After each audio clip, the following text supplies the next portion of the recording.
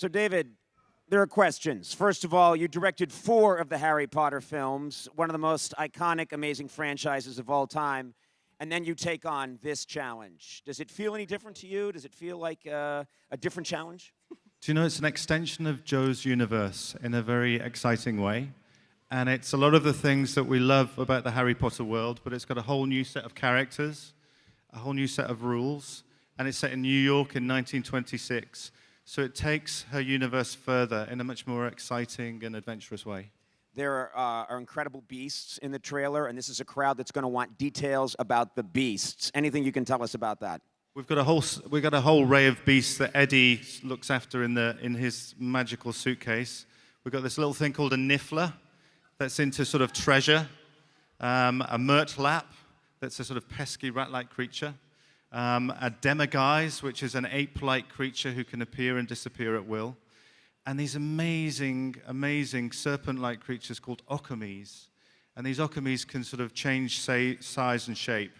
So they could be here on the tabletop next to this bottle about this big, or they could fill this entire hall. And there's some of our beasts. All right, now, Eddie, this film is set in a new place, new time. There are going to be Easter eggs for fans, I'm told. Can you comment on that at all? No comment. I am still sweating with excitement from just running around Hall H. I don't think I even heard that question. Always nice to have you run around a Hall H, in what looks to be a heavy sweater in San Diego in the 90s, and then have you sit down and answer questions. I like the way they've laid this out for you. But yeah, I was told that there were Easter eggs in the film, or there may be Easter eggs. I don't know if you can comment on that. I'm hoping there are Easter eggs. I had the extraordinary excitement of seeing, like, there's a Lego figure, a new Lego figure. That got me, like, more excited than I've been since I was about 5. So I'm sure there will be Easter eggs. All right, this is for all anyone on the panel who wants to comment about their characters in in the film and talk about portraying those characters and anything you want to say. Go for it. Nope. Well, there you go. Was it exciting to jump into J.K. Rowling's world? Anyone who wants to take that one? This is Yes. Yes, Yeah. It was incredible. I mean, who's a Harry Potter fan in here?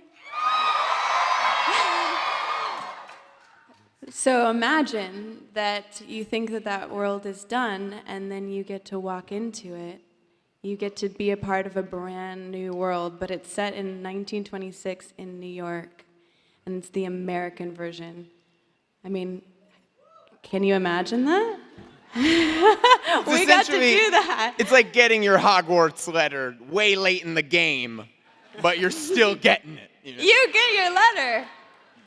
Now, Dan, you play, I think, the only non-magical character who has a central role in the film. What's that like? Well, Lonely? it's I Han Solo wasn't a Jedi. You know what I'm saying? Excellent point. It's a really good point. I'm a magical person in real life. Playing a non-magical person, and I would think in today's day and age that would be cool. Why is this such a big deal? He's just a little sore because he didn't get a wand. Like everybody else did. Yeah. In this room. Wand envy. If you hang around, there's like 20,000 of them here. Someone will sell you their wand for much more than they should. That's how these people are. I think we're going to take some Q&A from the audience, I believe, and I think that's going to go just as it always has. And we're going to look this way, and I bet someone's in a costume, because that's the way things go here. Let's have the lights come up, and we'll do some Q&A. And it's that guy again. Hey, man. No? It's a busy day for you, Your Highness. I'm sorry, there's 10,000 people in this room. How do you get 2 questions? Yeah. Give us a little hammer.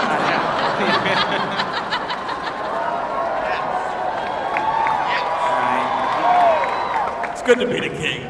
It's okay, they'll be back. I'm just thrilled to be in the room where it happens. So I'm a costume designer, and Oh, really? It's good to see you don't take your work home with you. I want to dress all of you. Colleen Atwood is my idol, for lack of a better word, and I want to know what it was like working with her because I want to be on that level someday. So that's that. I remember looking around the Macusa. There's a scene.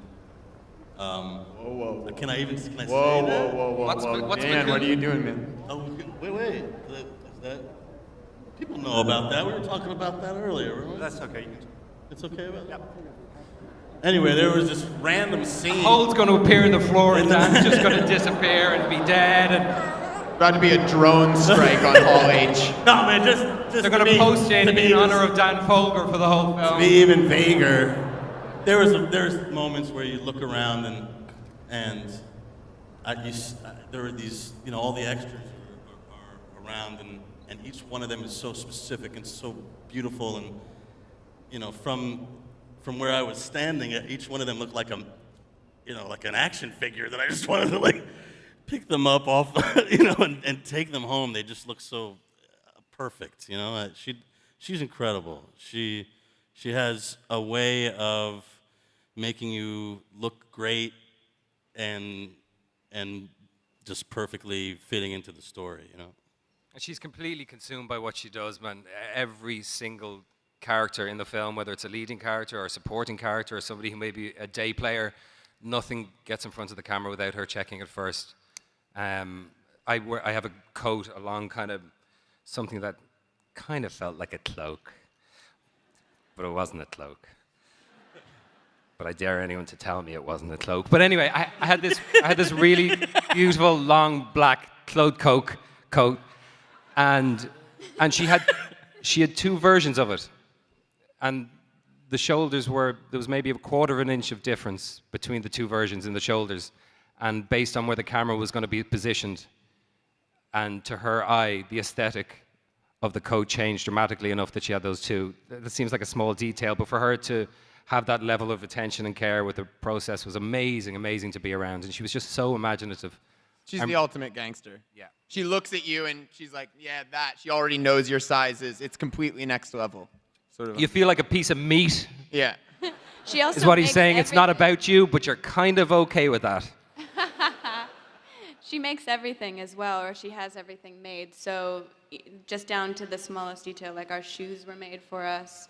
Everything was handcrafted and done in a very beautiful way. So you never feel like you're wearing anything that's modern. Everything that we wore felt like it was from this other world. And as an actor, I think that really influences how you feel, because you feel like you're immersed in a different universe fully, and then also with the sets and everything. To the point where she even made period underwear available, which I greatly chose not to wear, by the way. I stole some of that. Me I too. still have my period. I'm rocking the 1924 today. Period underwear In honor is of a you bad all. combination of words. Oh no. Very loose. Very breezy. You've known for 24 hours that an unregistered wizard set magical beasts loose in New York. Yes. Where is this man?